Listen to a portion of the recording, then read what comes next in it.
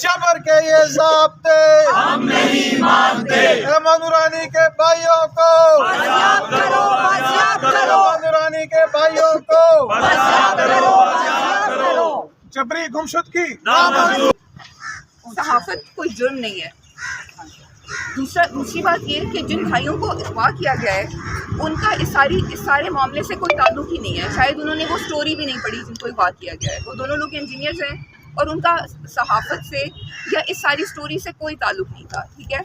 और उन लोगों को आधी रात के वक्त जो डाकुओं की तरह घर पे हमला करके मुसल्लह अफराद उठा के ले गए हैं।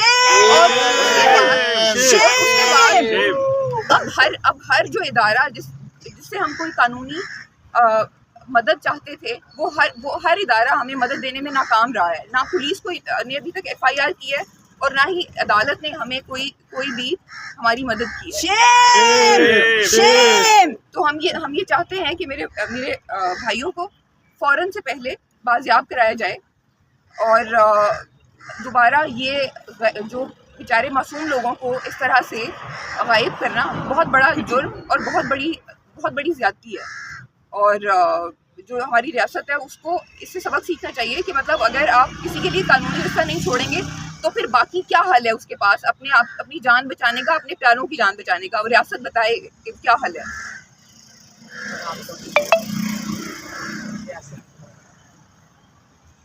ये पाकिस्तान वैसे क्या है, मुसलमान मुल्क है लेकिन लगता नहीं है कि ये मुसलमान मुल्क है। यहाँ पे कोई इस्लामी कोई कानून नहीं है, कोई किसी की कोई इज़्ज़त नहीं है, किसी इंसान का कोई कुछ भी नहीं है ना। तो ये फौजिस्तान तो नहीं है ना, यहाँ पे जो जिसका दिल चाहे वो आके उठा के ले जाए या इसको पाकिस्तान की बजाय फौजिस्तान रख दे इसका नाम। यहाँ पे अगर आम लोगों को निकाल दें यहाँ से, कहें कि हम यहाँ पे तुम्हारा कोई काम नहीं, जिसने हमारे जूते के नीचे रहना वो रहे, बाकी निकल जाए यहाँ से। कोई मुझे समझ नहीं आ रही। मेरे बच्चे जिस दिन के गए हैं, मुझे बच्चे चाहिए कि मुझे बच्चे कोई नहीं है पाकिस्तान में, कोई मुझे तो लगता नहीं है। मैं पूरी दुनिया से कोई है अगर इनके सामने खड़े होने वाला या इनको पकड़ने वाला या इनके लिए कुछ करने वाला, वो मेरे बच्चों को बाजियाब करा के दे। और लोग भी बड़े फंसे हुए हैं, उनका भी करें इंतज़ाम। ये कोई समझ नहीं आती मुझे इनका क्या होएगा।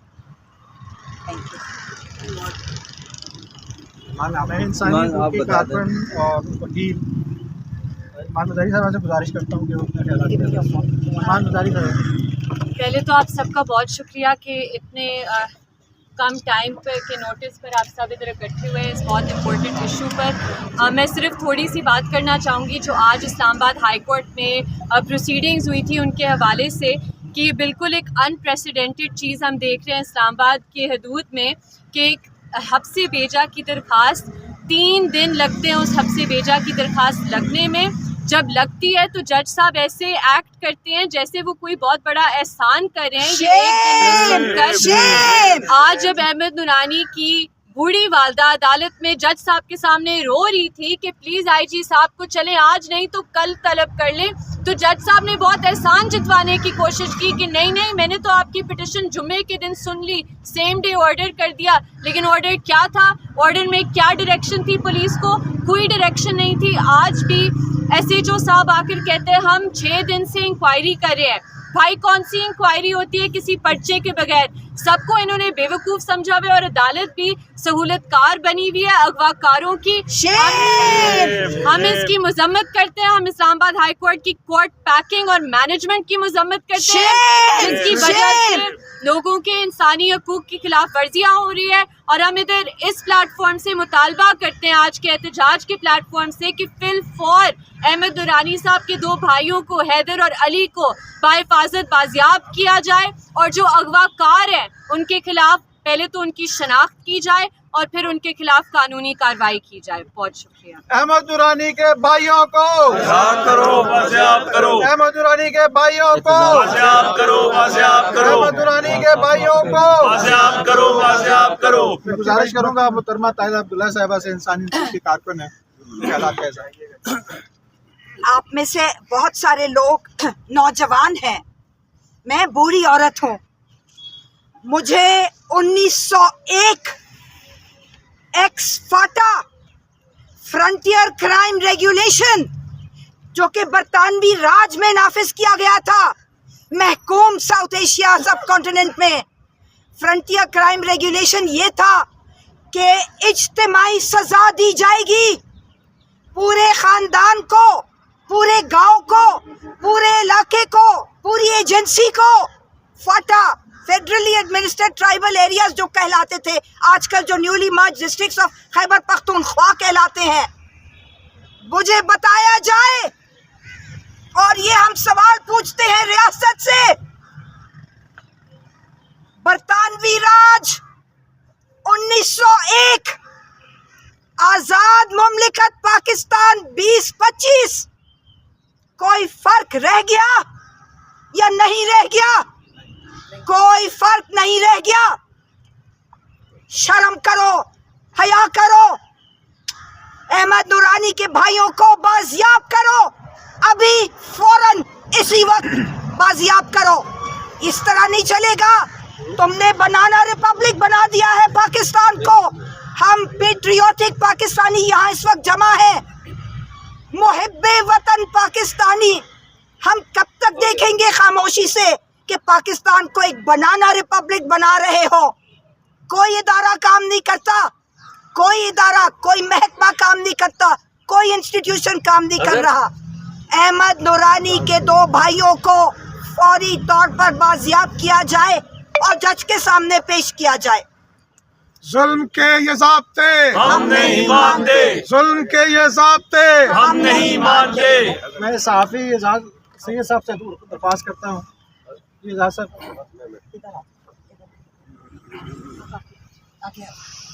बहुत शुक्रिया जी। अहमद नूरानी के 2 भाइयों जिनका सहाफ़त से कोई ताल्लुक़ नहीं है, और आज हम सारे जो लोग हैं अहमद नूरानी के 2 भाइयों के लिए यहाँ पर खड़े हैं, जो इनोसेंट हैं, जिन्होंने कोई जुर्म नहीं किया, जिन्होंने कोई ख़बर भी नहीं लिखी, लेकिन वो किसी खबर की वजह से वो विक्टिम बन गए। ये पाकिस्तान की तारीख़ में ऐसा बहुत कम हुआ है। हयातुल्लाह खान एक साफ़ी थे, 9/11 के फौरी बाद उनके साथ एक वाक़या हुआ था, लेकिन उसमें भी सबसे पहले हयातुल्लाह खान को निशाना बनाया गया और फिर उनकी फैमिली को टारगेट किया गया। जो इनके भाइयों के साथ हुआ है, बूढ़ी माँ और ये बहन जो है, इनके सामने तशद्दुद करके उठा के घर से लेकर गए हैं। और आधी रात को जब ये सारा वाक़या हुआ, तो मैं उस रात को जब आंटी जी से मिला तो मैं खुद डिस्टर्ब हो गया कि एक माँ है, और इन्होंने मुझे जो बात बताई, मेरे लिए, मुझे आज तक मेरे कानों में गूंज रही है। इन्होंने कहा कि मेरे बेटे की बैग की डिस्क हिली हुई है, वो मार रहे थे, वो नीचे गिर गया सीढ़ियों पे। ये जो बूढ़ी औरत है, ये मेरी भी माँ है, आपकी भी माँ है। ये इसका ताल्लुक अहमद नूरानी से हो, उसके भाइयों से हो, अलग है, लेकिन ये मेरी भी माँ है, ये बहन मेरी भी बहन है, आपकी भी बहन है। क्या इस मुल्क में कानून ख़त्म हो गया है? मुझे लगता है ख़त्म हो गया है। मुझे लगता है कि आज हम एहतजाज के लिए नहीं, हम फातिहा खानी के लिए यहाँ पर खड़े हैं कि कानून ख़त्म हो चुका है, उसकी फातिहा पढ़ रहे हैं हम। खुदा ना करे। इस मुल्क में कानून मौजूद था कि जब कोई इस तरह का वाक़या हो जाए तो पुलिस के पास जाते थे, FIR दर्ज होती थी, पहला इंसाफ का जो दरवाज़ा खटखटाते थे। ये पुलिस के पास गई, ये बूढ़ी माँ हमारी बहन, ये पुलिस के पास गई, FIR दर्ज नहीं हुई। फिर दूसरा दरवाज़ा था अदालत का, ईमान हमारी बहन, ये इनको सबको लीड करके इस्लामाबाद हाई कोर्ट में गई। हब्से बेजा की पिटीशन में कभी ऐसा नहीं हुआ। हमने और आपने देखा कि हब्से बेजा की पिटीशन में अदालत सरेंडर कर गई। अफसोस, जो अदालत प्राइम मिनिस्टर को बुलाया करती थी मिसिंग पर्सन के केस में, वो अदालत थाना नून के IO के ऊपर सरेंडर कर गई। उस IO ने और उस SHO ने आज आकर बताया कि जी अभी हम तहकीक कर रहे हैं। पर्चा दर्ज हुआ? नहीं हुआ। पर्चा अभी तक दर्ज नहीं हुआ। ये तारीख में नहीं हुआ। ये तो पाकिस्तान के ट्राइबल एरिया में नहीं होता था। ये तो पाकिस्तान के जब बदतरीन हालात थे, टेररिज्म अरूज के ऊपर था, तब नहीं वो होता था। ये आप इस्लामाबाद की बात कर रहे हैं। ये मुझे लगता है इस्लामाबाद में तो जो ट्राइबल एरियाज के लॉज हैं, अब वो यहाँ पर नाफज कर दिए आपने, और ये जुल्म कर रहे हैं और बड़ी ज्यादती। और उससे भी अफसोसनाक बात यह है कि मैं ये ज़रूर कहूँगा कि बड़े कम मुझे जर्नलिस्ट नज़र आए हैं। बड़े बड़े ओहदे, अभी रिसेंटली इलेक्शन हुआ है, ज़्यादा जर्नलिस्ट आते तो हमारी इज़्ज़त होती, अगली दफ़ा ज़्यादा आए। लेकिन जो आए हैं ये भी हज़ारों में भारी है, शुक्रिया, हज़ारों में भारी है। तो मैं सिर्फ इतना कहूँगा कि सिंपल एक कानून की बात है कि 2 बच्चे जिनका किसी तरह से कोई ताल्लुक ही नहीं है, आपने उनको अगवा कर दिया। ये कल कला मेरे साथ भी हो सकता है, किसी और के साथ भी हो सकता है, आपके साथ भी हो सकता है। अगर आपको ये कबूल है तो फिर इनको अकेला छोड़ दें, लेकिन मुझे और हम सब को कबूल नहीं है। तो मेरे ख्याल में हम सब को कबूल नहीं होना चाहिए। बहुत शुक्रिया। मैं नेशनल प्रेस क्लब के नौमुंतखब सदर हैं सर। जी अदर जतोई साहब, सर आपकी शिकायत भी थोड़ी की गई, कम लोग हैं। नहीं अजर जतोई तो है, इनकी शिकायत नहीं है, वो जो नहीं आए ये बिस्मिल्लाहिर्रहमानिर्रहीम जी, ये काबिल अफसोस बात है कि देखिए अमन नूरानी साहब उनकी फैमिली के साथ जो कुछ हो रहा है, वो मुआशरा जहाँ कानून और आइन की हुक्मरानी ना हो तो फिर वो उस माशरे में मेरे ख्याल में अनारकी रह जाती है, कुछ नहीं रहता। इसलिए हम यही डिमांड करेंगे कि उनके फैमिली के साथ, नूरानी साहब की फैमिली के साथ कानून और इंसाफ के साथ जो है ना अमल किया जाए और निपटा जाए।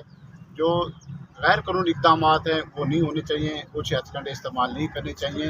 और हमारी ये डिमांड होगी कि आइन और कानून के मुताबिक जो इक़दाम हैं वो होंगे, हम उसकी ही फेवर करेंगे।